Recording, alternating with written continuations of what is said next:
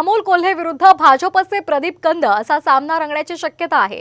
भाजपकडून जिल्हा बँकेचे संचालक प्रदीप कंद यांच्या नावावर पक्षश्रेष्ठी विचार करत असल्याची सूत्रांनी माहिती दिली आहे। त्यामुळे एक तगडा उमेदवार असताना आढळराव पाटलांना डावललं जात असल्याची राजकीय वर्तुळात चर्चा आहे।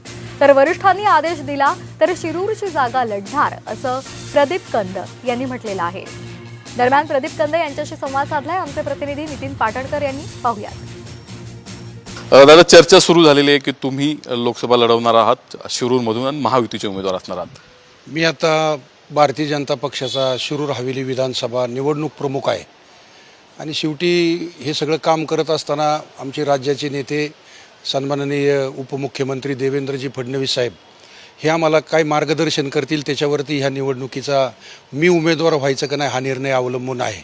देवेंद्रजी फडणवीस साहेब जो निर्णय आमच्यासारख्या कार्यकर्त्याला सांगतील तो निर्णय आमच्यासारखे कार्यकर्ते घेतील।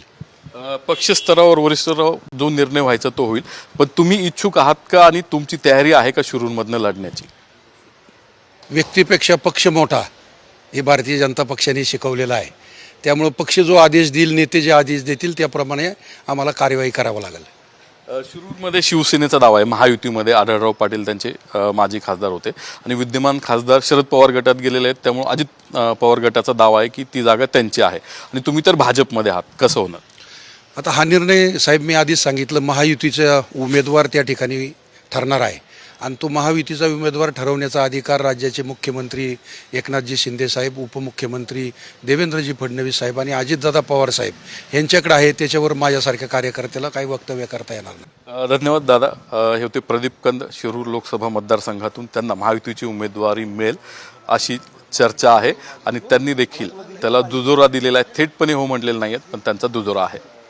कॅमेरामन आदर्श कटकेसह नितीन पाटणकर, साम टीव्ही न्यूज, पुणे।